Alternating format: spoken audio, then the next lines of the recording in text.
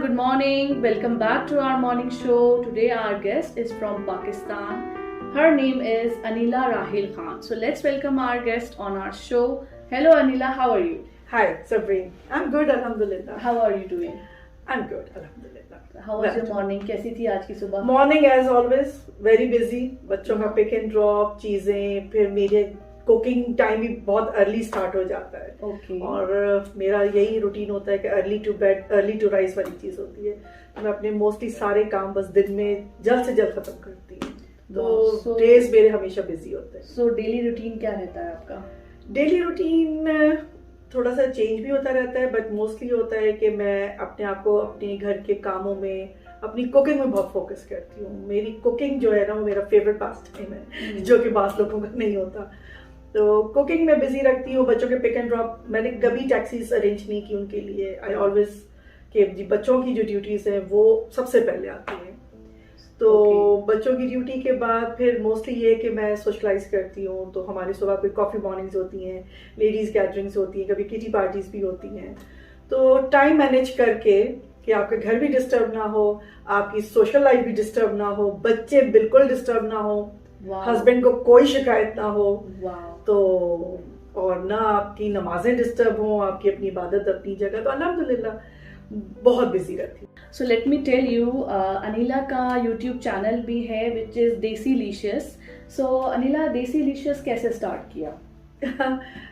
Actually अगर देखा जाए तो लोग समझते हैं कि जी मैं बचपन से मुझे बड़ा कोई खाना पकाना आता होगा. ऑनेस्टली स्पीकिंग कि जब मेरी शादी हुई है तो मैं सिर्फ शायद ऑमलेट बना सकती थी और राइस वाइस तो पकाने का सवाल ही पैदा नहीं होता था. मेरे हस्बैंड हंसते हैं. शादी के बाद हम लोग दुबई चले गए थे. एक छोटी बेटी 1 महीने की थी, तो हम सिर्फ बाहर से खाना ऑर्डर करते थे और या फिर घर पे होता था तो मैं ऑमलेट बना लेती थी. लेकिन फिर उस जमाने इतना यूट्यूब का रिवाज भी नहीं था. तो मैंने खुद ही अपनी, क्योंकि मेरी मदर बहुत जबरदस्त खाना बनाती है, मेरी खाला, मेरे फैमिली में खाना बड़ा फोकस किया जाता है. तो मुझे शौक शायद इतना था नहीं, मैं समझती हूँ, बस बना लेती थी. लेकिन Aahista Aahista slowly and gradually I think मैंने अपने आप को इन्वॉल्व करना शुरू किया खाने में. और मेरा अभी भी शौक यही होता है, जो अब भी, कि मैं बहुत एक्सप्लोर करती हूँ चीज़ों को. तो देसीलिशियस मुझे याद है कि आई वॉज इन कतर और एक दिन मैं बैठी थी तो एक कोई कंपटीशन था, उसमें कुछ चीज़ें बनानी थी. तो उसमें मेरा इंटरेस्ट थोड़ा सा बढ़ा. मैंने उस कंपटीशन में हिस्सा लिया और मैंने पहला प्राइज लिया उस पर. तो उसके बाद से मुझे ख्याल आया, अच्छा कतर में मैं दावतें, मेरा एक शौक है, बहुत ज्यादा मैं पार्टीज करती हूँ. तो मेरे खाने की मेरी फ्रेंड्स बहुत तारीफ करती थी. तो मुझे बहुत दोस्तों ने कहा कि अनिला तुम बहुत अच्छा खाना बनाती हो, तो कोई अपनी केटरिंग शुरू करो. तो मैं आई वाज लाइक कि नहीं, नॉट पॉसिबल फॉर मी.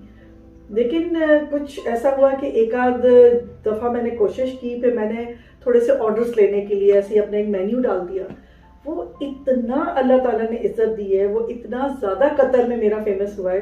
तो मैंने बैठे बैठे ऐसे सोचा, क्योंकि मैं देसी खाने ज्यादा फोकस करती हूँ, तो मैंने बस एक नाम रख दिया देसीलिशियस. और ये वर्ड बहुत कॉमन हो गया है. ये दिमाग में खुद ब खुद एक चीज आई थी, देसीलिशियस. तो इस तरह से ये शुरू हुआ. मैंने अपना वो एक फेसबुक पेज बनाया, उसको देसीलिशियस का नाम दिया. और फिर मेरे फ्रेंड्स के सर्कल में मुझे ऑर्डर्स आने शुरू हो गए. मैंने इतना बढ़ गया कि फिर मुझे 2 अपने हेल्प रखनी पड़ी. हेल्पर थे मेरे, एक नेपाली लड़का था, एक इंडियन थी. तो यानी इतने भी तो हमारे ऑर्डर्स थे कि वो मुझसे मैनेज नहीं होते थे.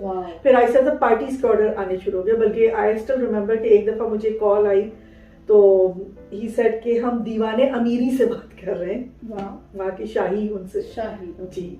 और तो मैंने कहा ओके यस. तो कहते हैं कि आपकी देसिलिशियस की बहुत हमने तारीफ सुनी है, तो क्या आप डेली का हमें 800 लोगों की बिरयानी दे सकती हैं? आई सेड नो वे. ये तो मैंने एक शौक में चीज शुरू की थी. तो ये देसिलिशियस एक तरह से मैंने वहां से कतर से शुरू किया. और अब यहाँ आके भी मैंने इसको स्टॉप नहीं किया. मैं अपना छोटा मोटा ये कुकिंग का, वैसे I take classes as well. और मैंने अभी यंगस्टर बच्चों की क्लासेस भी ली थी. हमने प्रॉपर उनको फिर सर्टिफिकेट्स भी एंड में दिए. छोटे मिनी कोर्सेज भी मैं करती हूँ. मेरी ज्यादातर वहां भी अरबी और गोरे स्टूडेंट्स होते थे. यहाँ भी मेरी गोरी और लेबनानी और कुछ इमाराती, कुछ जो एक तरह से डिफरेंट कल्चर के लोग हैं, वो मुझसे देसी खाना सीखना चाहते हैं. तो मेनली मैं जैसे बिरयानी, मेरे खाने बहुत देसी होते हैं. और अगर ये वीडियो बाद में मेरी दोस्तें यहाँ वाली भी देखेंगी तो इंशाल्लाह कोई ये नहीं कहेगा कि हाँ नीला की कुकिंग अच्छी नहीं होती, ये क्यों सिखाती है. They love my food, alhamdulillah. And cooking is my passion. Wow. So what you are currently doing in Abu Dhabi? अभी आजकल तो यही है कि मैं अपना डिशलिशियस एक साइड पे चलाती रहती हूँ. मेरे ऑर्डर्स लोग कहते रहते हैं तो वो तो चलता रहता है. उसके अलावा अभी जो पाकिस्तान के हालात हुए फ्लड का, तो मैंने उसकी एक थोड़ा सा सोचा था कि जमा करेंगे, तो उसके लिए अभी मेरी परसों मेरी मीटिंग हुई एम्बेसडर साहब से भी. उन्होंने हमें बहुत अच्छा पॉजिटिव रिस्पांस दिया है. तो अब हम चाह रहे हैं कि उसके लिए कुछ इवेंट्स करना मैं चाह रही हूँ. अच्छा. और बीच बीच में मैंने बहुत ड्रेस एग्जीबिशंस भी किए हैं, ज्वेलरी एग्जीबिशंस भी किए हैं, और हमने मीना बाजार वगैरह लगाए थे. फिर ये कोविड का जो आया एक पॉज बीच में 3 साल का, सब कुछ. बट बेसिकली मैं पाकिस्तानी कम्युनिटी के लिए करती हूँ. कोई ढूंढते हैं हम लोगों को कि कोई किसी रीजन से उनकी हेल्प करें. कभी हम राशन जमा करके दे रहे होते हैं, कभी किसी की कोई कर्जा होता है वो उतरवा रहे होते हैं, बच्चों की फीसें अरेंज कर रहे होते हैं. तो इसमें अल्हम्दुलिल्लाह अल्लाह ताला ने इतनी इज्जत दी है कि लोग मुझे अलग से भी कहते हैं नीला आप ये पोस्ट आगे हमारे लिए कहते हैं, तो आपको रिस्पॉन्स लोग देते हैं, तो लोग ट्रस्ट करते हैं. अभी एक कॉल पे मेरे पास एक दिन में 10,000 दिरहम जमा हुए हैं जो हमें ब्लैंकेट्स और टेंट्स भेजते हैं पाकिस्तान. तो बिजी रहती हूँ मैं इस चीज के अंदर. फिर मेरे घर पे शायद हार्डली कोई वीक गुजरता है जब कोई पार्टी प्रॉपर सी ना हो. थीम पार्टीज भी रखना, ये करना, तो वो पार्टी तो शौक अपना ही चलता है. Completely busy all the time. So Anila, tell us about yourself, something more. Yeah, like your education, your passion, your profession. Okay, so फिर तो मैं अपने बचपन से शुरू करूँ. Yes, of course. अल्हम्दुलिल्लाह. मैं वैसे कराची से हूँ, और एक अच्छे काफ़ी वेल एजुकेटेड बहुत खाते पीते घराने से मेरा ताल्लुक है. मेरे फादर सीनियर ऑफिसर थे, ब्यूरोक्रेट थे, chief engineer highways and buildings थे. तो जहाँ जैसे कुकिंग को भी अगर मैं इसमें लाऊं तो हमारे घरों में इतने खानसामा और वो होते थे कि हमें कभी इतनी परमिशन नहीं थी कि हम किचन्स में जाके काम करें. तो ये शौक भी मुझे नहीं पता कि मेरा कुकिंग का कैसे शादी के बाद आया है. फिर मेरी एजुकेशन, मेरी स्कूलिंग हुई है सेंट मेरीज कॉन्वेंट स्कूल था हमारा. I have done my bachelors in physiology. मैंने फिर यूनिवर्सिटी में टॉप किया, गोल्ड मेडल लिया मैंने. और उसके बाद जो मेरी फील्ड थी फिजियो, उससे रिलेटेड तो मैंने कुछ नहीं किया समझे, बस एक डिग्री ले ली. शादी हो गई, बच्चे हुए, बच्चों का मुझे बहुत शौक था. तो अल्हम्दुलिल्लाह समझे मेरी शादी के 4 साल में मेरी पहली 3 बेटियां पैदा हुई. एक 1.25 साल के फर्क से. उसके बाद फिर कोई 7-8 साल के बाद फिर हमारी चौथी बेटी अल्हम्दुलिल्लाह हुई है. आई हैव 4 गर्ल्स माशाल्लाह. तो मेरा घर लड़कियों वाला घर है. शायद इसीलिए बहुत वुमेन एम्पावरमेंट जो है मैं उसको फोकस करती हूँ. मैं अपनी कम्युनिटी में भी हमारी जो लड़कियां हैं, मैं हर वक्त हर एक को ये कहती हूँ कि इतना टैलेंट है तुम लोगों में, अपने आप को उठाओ. So what is women empowerment according to you? Women empowerment मेरे लिए ये है कि हर औरत बहुत टैलेंटेड है, और आप अपने आप को सप्रेस ना करें. आप मुझे हैरत होती है, लोग कहते हैं कि हम तो कुछ भी नहीं करते, घर संभाल रहे हैं, बच्चे संभाल रहे हैं. इससे बड़ी तो कोई जॉब ही नहीं है. और कि आप अगर अपने बच्चों को एक अच्छी तरबियत दे रहे हैं, और माँ ही देती है. मेन जो तरबियत है आपके बच्चे की वो माँ करती है. बाप तो बेचारे कमा रहे होते हैं. लेकिन मैं आई थिंक बहुत से लोगों से नहीं एग्री करेंगे, लेकिन हम किसी सूरत आदमियों से कम नहीं है. एग्जैक्टली. नो वे. सही बात है कि कोई भी औरत किसी आदमी से कम नहीं है. सो आप किस तरह कंट्रीब्यूट करती हैं इसमें? मैं कंट्रीब्यूट इस तरह से करती हूँ कि मतलब जो मेरी कम्युनिटी की लड़कियां हैं, औरतें हैं, जब भी हमारी गैदरिंग होती है मैं उनको ये जरूर कहती हूँ कि आप किसी से कम नहीं है, और आप अपने अंदर एक कंप्लीट एक इंसान है. और आप अगर अपने आप को समझते हैं कि हम नहीं कर सकते, जैसे मुझे अक्सर लोग कहते हैं नीला आप कैसे मैनेज कर लेती हैं, तो मैं उन्हें ये समझाती हूँ कि कोई बड़ी बात नहीं है, थोड़ी सी हिम्मत चाहिए होती है. और मैं हमेशा ये कहती हूँ कि टाइम मैनेजमेंट, ठीक है. जो लोग, और मैं बहुत पंक्चुअल हूँ अपनी लाइफ में भी, अपनी चीजों, ये मेरे फादर ने हमें हमेशा एक तरबियत दी है कि वक्त की पाबंदी. जो लोग वक्त की पाबंदी करते हैं वो कामयाब होते हैं. तो मेरा एक उसूल है कि वक्त को बहुत अहमियत दें. औरतें 11, 11:30, 12 बजे उठती हैं. बहुत सी मेरी भी दोस्त हैं कि बच्चों को छोड़ के सो गए. मैंने ये कभी नहीं किया. आप एक दफा उठ गए, अपने कामों में लग जाए, तो दिन में बरकत खुद ब खुद आ जाती है. तो औरतों को मैं हिम्मत दिलाती हूँ, उठाती हूँ। और जैसे कहते हैं, एक मशहूर सही तो यही है कि एक कामयाब औरत आदमी के पीछे एक औरत का हाथ है। लेकिन मैं ये भी कहूंगी कि एक कामयाब औरत के पीछे एक अच्छे हस्बैंड का होना भी बहुत जरूरी है। तो आपके हस्बैंड बहुत सपोर्टिव हैं। टू मच, मतलब मेरे पास लफ्ज नहीं है कि मैं आज जहां हूँ वो मैं अपने हस्बैंड की सपोर्ट से हूँ। कभी उन्होंने मुझे किसी चीज पे टोका ही नहीं, और हमेशा मुझे ये कहा कि तुम्हारे अंदर ये टैलेंट है। बहुत सी चीजें, कुछ ऐसे शोज थे, कुछ लाइव एम्बेसी वगैरह में मुझे स्पीच देनी थी, पूरा एक प्रोग्राम को होस्ट करना था। तो आई वाज लाइक कि मैं नहीं कर पाऊंगी। लेकिन मेरे हस्बैंड ने कहा कि क्यों, तुमसे अच्छा तो कोई और कर ही नहीं सकता। और मुझे इतना सपोर्ट किया है मेरे हस्बैंड ने हर चीज पे। जब मैंने यूट्यूब चैनल खोला तो मुझे थोड़ा सा कुछ था कि ऐसा ना हो कि इसका कोई बैड फीडबैक आए या लोग इसको आपके माशरे वाली चीज। तो मैंने अपने हस्बैंड से कहा कि ऐसा ना हो कि हमारी बेटियां हैं, कोई रिश्तों पे इफेक्ट पड़े उनके। तो मेरे हस्बैंड ने बड़ी अच्छी बात की, कहते हैं और तुम ऐसे लोगों को रिश्ता दे दो कि अपनी बेटियों का, जो तुम्हारी इस चीज को लेके माइंड करें। तो मुझे जो हिम्मत आई ना, तो मैं तो आज जहाँ हूँ वो मैं अपने हस्बैंड की वजह से। क्योंकि वही एक लाइन जो होती है वो बहुत कुछ हमारी लाइफ में चेंज कर देती है। जैसे कि जो आपने अभी बताया, ये वाकई बहुत अच्छी लाइन है कि ऐसे लोगों में हम क्यों रिश्तेदार ऐसे लोगों को क्यों बनाएंगे जो इस तरह की मेंटालिटी रखते हैं। तो हमारे बच्चों को भी आगे जाके प्रॉब्लम्स होनी है। बिल्कुल, वेरी गुड। नहीं, और जैसे बाज़ होता है कि जी लोग क्या कहेंगे, तो वो तो वर्ड मेरे हस्बैंड की तो डिक्शनरी में है ही नहीं ना। कहते हैं कहने दो, आप अपना खुद देखें। तो थोड़ा सा मैंने हमेशा यही फोकस किया है कि आप अपनी लाइफ में अच्छे रहें, दूसरों की हेल्प करने की कोशिश करें। बाज़ दफा मुझे फील होता है मैं आउट ऑफ द वे जाके भी कोशिश करती हूँ कि लोगों की हेल्प की जाए, किसी भी वे में। उसको उजागर ना करें, लेकिन किसी भी वे में। अपने अगर खानदान को भी देखा जाए तो अल्हम्दुलिल्लाह मुझे मेरी कजिन्स कहती है कि अनीला तुम ग्लू हो इस खानदान की। तो मैं रिश्तों को भी जोड़ के रखती हूँ। इसी तरह मैं अपनी पाकिस्तानी कम्युनिटी को बहुत जोड़ के रखना चाहती हूँ और बहुत प्रमोट करती हूँ, लोगों को आगे बढ़ाने की कोशिश करती हूँ। तो लेडीज को मैं अक्सर यही कहती हूँ कि देखिए, वुमेन एम्पावरमेंट कोई ये नहीं है कि जी आप डंडे लेके तो निकल जाएं और आदमियों को मारने लगे और अपने घरों में झगड़े करें तो ये वुमेन एम्पावरमेंट है। नहीं, आप अपना रोल पूरे तरीके से करें और अपने हस्बैंड की इजाजत मर्जी से, खुशी से करें। ऐसा ना हो मेरी बात का कोई ये मतलब ना ले कि जी अब अनीला की बात मान के हमारे घर में झगड़े हो रहे हैं। नहीं, आप कन्विंस करें और आप अपनी टेरिटरी में रहते हुए, अपने माहौल में रहते हुए आप बहुत कुछ कर सकते हैं। You are queen of your house. और हिम्मत चाहिए होती है। जैसे मैंने पहले भी कहा है कि हर औरत में एक ना एक टैलेंट है। हिडन टैलेंट कह लें या कुछ भी, लेकिन है। बिल्कुल बिल्कुल। तो घर में रह के भी बहुत कुछ कर सकते हैं लोग। मैं ऐसे लोगों को भी जानती हूँ जिनके हस्बैंड बहुत ज्यादा पर्दा पसंद करते हैं, but still what they are doing at home, they are doing stitching. Ladies के सूट सी रही हैं, मतलब कोई ना कोई जरिया अपने लिए निकाल रही हैं पैसा कमाने का और अपना टैलेंट शो करने का। और जरूरी नहीं है कि हर टैलेंट से आप पैसा ही कमा रहे हैं। बिल्कुल, ठीक है ना। टैलेंट आप अपना कहीं जब थोड़ा सा निकाल रहे होते हैं तो आप खुद बहुत अच्छा महसूस करते हैं और आप इज्जत कमा रहे होते हैं। और पर्दे की तो बात ही नहीं। अगर पर्दे की मिसाल दी जाए तो जो ये अगर फरहत हाशमी को आप देख लें तो उनसे ज्यादा पर्दा कौन करता है और वो क्या मैसेज दुनिया में फैला रही है, उनके कितने फॉलोअर्स हैं, तो वो अच्छा ही सिखा रही है। तो ये कोई चीज नहीं है कि जी हम तो सर ढकते हैं या हम पर्दा करते तो अब हम कुछ नहीं कर सकते।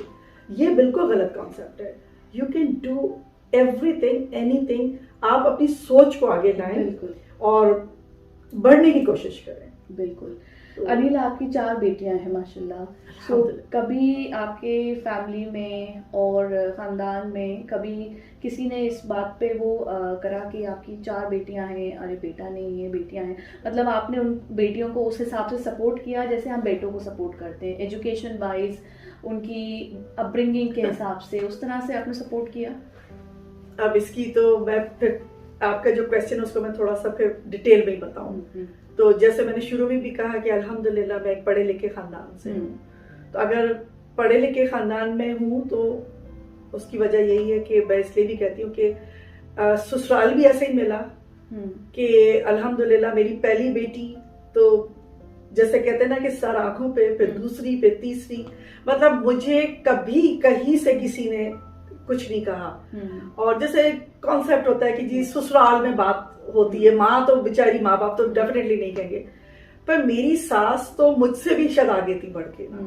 उन्होंने तो बहुत ही मुझे सपोर्ट किया है। और बेटियों को लेके तो दादा दादी की जान है, पोतियां। अब मतलब मेरे ससुर का तो इंतकाल हो गया है। और मैं ये मिसाल आपको दूं कि जब मेरी चौथी बेटी पैदा हुई थी, तो जब मैं हॉस्पिटल में थी तो मेरे पास एक मासी आई जो वो हॉस्पिटल में होती है। तो शी सेड कि बाजी काका हुआ है कि काकी, I still remember that thing.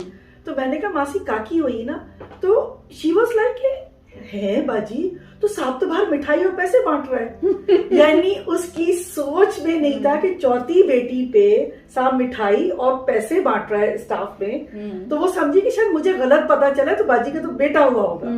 तो मैं उस फैमिली से हूँ कि जहाँ चौथी बेटी में भी पूरे खानदान में मिठाई बांटी गई थी। फिर आप एजुकेशन को अगर ले आए तो अगर आप ये समझो कि बेटों को लेके हमने नहीं किया, तो मेरी पहली बेटी जो है वो ग्राफिक डिजाइनर है, मेरी जो सेकंड बेटी है वो साइकोलॉजिस्ट है, उसे यूके से पढ़ा है, एक बेटी अमेरिकन डिग्री ली भी है, my third one is a fashion designer, और जो मेरी फोर्थ इंशाल्लाह ताला वो भी अब हायर स्टडीज के लिए बाहर जा रही है। तो आई थिंक जो कुछ भी हमारे पास था इन्वेस्टमेंट, वो सारा हमने सिर्फ अपने बच्चियों की एजुकेशन पे इन्वेस्ट किया है, सिर्फ और सिर्फ उनकी एजुकेशन पे हमने सब लगा दिया। हमारे कोई पाकिस्तान में बहुत जायदादें, घर कुछ भी नहीं है, क्योंकि हमने उनको एजुकेशन, इतनी हायर एजुकेशन के लिए भेजा है हमेशा। तो कभी ये नहीं सोचा कि बेटे होते तो शायद मैं पढ़ा लेती, बेटियां हैं तो इनको तो कहीं भी पढ़ा लो। और ये मैं पैगाम सब माओ को दूंगी कि अगर आपने ये बात सोची है कि बेटियां हैं तो इनको कम पढ़ा लो, क्यों? उन बेटियों ने तो आपके आगे बच्चों को पालना है, आगे बढ़ाना है। माँ पढ़ी लिखी है तो पूरा खानदान पढ़ा लिखा होता है। बिल्कुल। माँ अगर पढ़ी लिखी नहीं है, हस्बैंड कितना भी पढ़ा है, बच्चा माँ को ही ज्यादा सीखता है। बिल्कुल।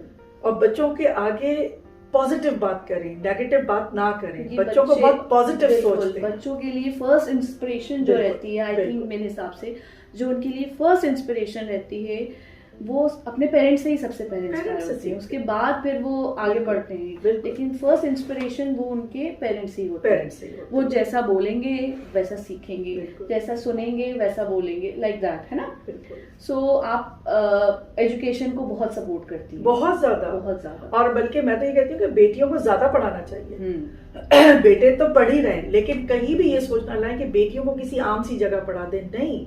बेटे बेटियों में कोई फर्क नहीं, कोई फर्क नहीं। जो लोग कहते हैं, फिर आई एम सॉरी, मेरी उनसे सोच नहीं बन सकती। बेटे बेटियों में कोई फर्क नहीं। और मैं और मेरे हस्बैंड तो जितना अपने आप को खुशकिस्मत समझते हैं कि अल्लाह ताला ने हमें 4 बेटियां दी हैं। मैं कहती हूँ अगर अल्लाह ताला देता तो 6 और 8 बेटियां भी मेरी होती तो मैं उस पर ज्यादा फख्र करती।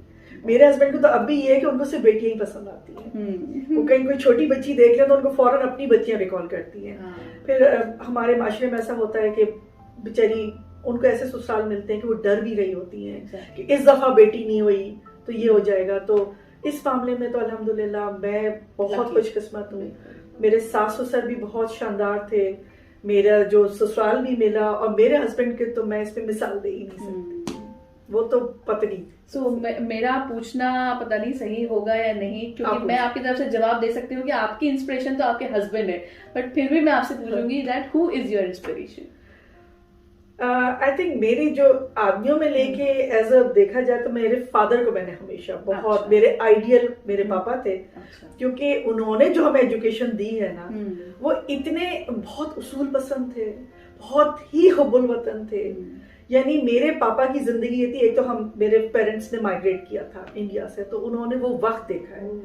मेरे नानी वगैरह जब आए होंगे तो उन्होंने वो हौलनाक वक्त देखा। तो जितने ये लोग पाकिस्तान को लेके हुब्बुल वतन है, मेरे खानदान में मैं देखती हूँ, तो मतलब मेरे लिए वो एक बहुत ही एक रोशन चीज है कि आप अपने मुल्क की हुब्बुल वतनी करें। तो मैंने अपने पापा को बहुत पॉजिटिव देखा, और उनकी तो सोच और समझ ऐसी थी कि हमारे फैमिली में अक्सर जैसे बड़े फैसले होते हैं तो खानदान के बड़ों से मशवरा किया जाता है। तो अल्हम्दुलिल्लाह मेरे फादर से लोग मशवरा करते थे कहीं रिश्ता करना है या कोई जॉब ज्वाइन करनी है, तो माय पापा वाज लाइक एक वो फिगर थे खानदान का। आज वो नहीं भी है, लेकिन उनका जो एक वो नाम है वो अभी भी बहुत मोहब्बत से सारे खानदान वाले याद करते हैं। तो मेरे आइडियल मेरे फादर हैं, लेकिन एज अ हस्बैंड मैं कहती हूँ कि मेरे पास लफ्ज नहीं है कि मैं अपने शौहर की जो सपोर्ट है, जो प्यार है और जो वो बेटियों के लिए प्यार है। मैं बात में नाराज होती हूँ कि स्पॉइल ज्यादा कर रहे होते, मैं तरबियत करी वो स्पॉइल कर रहे हैं। तो राहिल के लिए तो ये है ही नहीं कि बेटा होता तो ये करता और बेटियां तो ये नहीं करूंगा। नो वे, नो वे, नो वे। सो ये देसी डिशेज जो आपने स्टार्ट किया, ऑफ कोर्स ये एक अकेला इंसान नहीं कर सकता है, मतलब आप शूट भी कर रहे हो, आप बिहाइंड द कैमरा भी कोई है। सो कोई था आपकी हेल्प के लिए जब आप ये पूरा ओवरऑल, और किस तरह से सेटअप करा आपने, थोड़ा सा इसके बारे में? सेटअप का तो मैं ये कहूंगी कि मैं जो हूँ ना, मेरा प्रेजेंटेशन पर बहुत फोकस होता है। मैं बाज़ दफा मेरे जब क्लासेस होती है, मैं अपने स्टूडेंट्स को एक ही बात कहती हूँ कि if you are serving a dal, just a dal chawal, उसकी भी अगर आप प्रेजेंटेशन कर दोगे ना तो वो भी एक अच्छा खाना नजर आएगा। जरूरी है कि आप बहुत ही रोस्ट और ये खाने रखेंगे, हर चीज की प्रेजेंटेशन जरूरी है। तो मेरी जो वीडियोस हैं वो लोग बहुत लाइक करते हैं, बिकॉज मुझे जो कमेंट्स मिलते हैं ये मिलते हैं कि हर चीज बड़ी ग्लैमरस सी, और जब आप सर्व कर देती हैं तो एवरीथिंग लुक्स सो गुड। तो मेरा आमतौर पे भी अगर आप आके देखेंगे किचन में मैं खाना बहुत तरीके से सर्व करती हूँ। बर्तन अच्छे होने चाहिए, चीजें अच्छी, जरूरी नहीं कि जी बहुत महंगी चीज है, लेकिन हर चीज साफ सुथरी, बहुत प्रेजेंटेशन बहुत आपकी मायने रखती है। क्योंकि देखिए आप जब रेस्टोरेंट में जाते हैं तो जब खाना आता है तो पहले आपकी नजरें उसको, आपका वो खाना पहले आपके दिल तक जाता है, आपकी आंखों से, मुंह में तो बाद में जाता है। फैक्ट है ना। तो मेरी वीडियोस में भी मेरा बड़ा फोकस ये था कि बहुत ही हर चीज बहुत फाइन, बहुत ही ग्लैमरस सी हो। मेरा बाज़ दफा कुछ लोगों ने मजाक भी बनाया कि आप इतनी ज्वेलरी पहन के कुकिंग कर रही हो। ठीक है, दिस इज माय स्टाइल, मेरी मर्जी, मेरी मर्जी। तो ये मेरा स्टाइल है। हर चीज बहुत, आप मेरे घर को भी देख के अंदाजा लगा सकते हैं कि अल्हम्दुलिल्लाह इसी तरह मेरे बच्चे, हस्बैंड भी अल्हम्दुलिल्लाह बहुत ही तरीके से हर चीज बहुत सलीके से। मैंने आपकी वीडियोस देखी थी डेसी लिशियस, क्योंकि मुझे बहुत ज्यादा प्रोफेशनल वे लगा, लाइक दिस मतलब प्रोफेशनल लाइक। लेकिन उसमें मैं ये जरूर बताऊं कि मैंने एक बंदे को हायर किया था, और वो मेरी वीडियोस को रिकॉर्ड करते थे, और उन्होंने मेरी वीडियोस को बहुत खूबसूरत तरीके से रिकॉर्ड किया। तो मेरी मेहनत तो अपनी जगह थी, लेकिन उसका टैलेंट भी था उसके पीछे। हाँ, बिल्कुल। सो जैसा कि आपको कुकिंग का बहुत शौक है, आज हम सारी बातें, सारे टास्क, सारे सवाल अब कुकिंग से रिलेटेड ही करेंगे थोड़े बहुत। सो मेरे पास आपके लिए कुछ क्विक क्वेश्चंस हैं और सम टिप्स भी हैं, अच्छा, जो बड़ी काम आती हैं घरेलू जिंदगी में। सो वो मैं आपसे पूछूंगी। सबसे पहले मेरा सवाल है, अगर खाने में नमक तेज हो जाए तो क्या करना चाहिए? Any tip? देखिए, इसके लिए जो लोग कहते हैं आटा सिंपल डो बना के रख लें, लेकिन मैं ये बता दूं कि इससे बहुत फर्क पड़ता नहीं है। नमक ज्यादा हो गया, अब आप थोड़ा पछताई लेके आपने नमक ज्यादा डाल दिया। फ्रैंकली मैं अपने जब कुकिंग क्लास होती है तो मैं एक ही बात कह रही होती हूँ कि शुरू में आपने हर चीज डाली, सॉल्ट को बहुत देख के 2 दफा सोचो कि तुम सॉल्ट डाल रहे हो, और शुरू में कम डालो। क्योंकि जब कंसिस्टेंसी ज्यादा होती है ना और आपने उसमें चख लिया तो यू फील कि अभी तो थोड़ा और ऐड कर लेते हैं, थोड़ा सा चिकन पाउडर ऐड कर लेते हैं, और जब वो कम होता है तो सारे कह रहे थे नमक तो बहुत तेज हो गया। नमक ऐसी चीज है कि उसको कुकिंग के वक्त सबसे ज्यादा ध्यान रखें। आप ऑयल भी निकाल सकते हैं, नमक को निकालना सबसे मुश्किल चीज है। बट थोड़ा बहुत होता है कि आप एक आटे का डो बनाएं, उसको उस करी में या उसमें छोड़ दें, और उसको घंटा 1 आवर के बाद उसको निकाल दें, थोड़ा माइल्ड हो जाता है। आई हैव वन टिप, आप पोटैटो भी डाल सकते हैं। पोटैटो भी डाल सकते हैं, पोटैटो भी डाल सकते हो। ये मेरा ट्राइड एंड टेस्टेड है कि I will try next time. Yes, चलो हो जाता है। What is your signature dish? Nihari. Nihari, beef nihari, my favorite, जो सबको बहुत पसंद आती है। yes. और मेरे ऑर्डर्स भी सबसे ज्यादा निहारी के आते हैं, सबसे ज्यादा बीफ निहारी, बहुत special Delhi style. Wow. I will try for sure. Definitely. 3 kitchen tools जिसके बगैर आप काम नहीं कर सकते किचन में। 3 चॉपिंग बोर्ड, एक अच्छी नाइफ, और बहुत अच्छा कुकिंग पैन। और विदाउट स्पून आप काम कर सकते? चॉपिंग तो बोर्ड के ज्यादा नहीं, चॉपिंग बोर्ड के बगैर काम हो जाएगा। अच्छा, फिर बहुत ही प्रैक्टिकल आपका अच्छा वाला आपका स्पून हो, कुकिंग पैन अच्छा हो। छोटे छोटे कुकिंग पैन में मैं कुकिंग नहीं कर सकती, मुझे थोड़े बड़े खुले बॉक्स चाहिए होते हैं, और माहौल बहुत अच्छा चाहिए होता है। मेरे किचन में जब आप आएंगी ना, मेरा आधे से ज्यादा दिन किचन में गुजरता है, इसलिए कि मेरे वहाँ गाने भी चल रहे होते हैं, गाने खत्म होते हैं तो फिर मेरा कोई टॉक शो शुरू हो जाता है। सुबह मेरी अपनी कुछ तिलावत वगैरह भी उधर ही चल रही होती है, तो किचन को मैं अपना बड़ा फ्रेंडली प्लेस रखती हूँ, माहौल अच्छा रखती हूँ किचन का। वाह, 3 इम्पोर्टेंट थिंग्स जिसे आप स्पेशली वीडियो बनाने से पहले ध्यान में रखते हैं। 3 इम्पोर्टेंट थिंग्स। प्रेजेंटेशन, लाइक आप वीडियो के पे ही हाँ। अपना प्रेजेंटेशन दे रहे होते हैं, तो उस टाइम पे आप ध्यान रखते हैं 3 इम्पोर्टेंट थिंग्स। एक तो मेरा ये होता है कि जब मैं कोई वीडियो बना रही होती हूँ तो मैं प्रिपेयर्ड कर लेती हूँ सारी चीजें, क्योंकि वो बहुत गलत है कि उस वक्त आप चीजें ढूंढ रहे हैं। हर चीज पहले से बिल्कुल मेरी मौजूद होती है।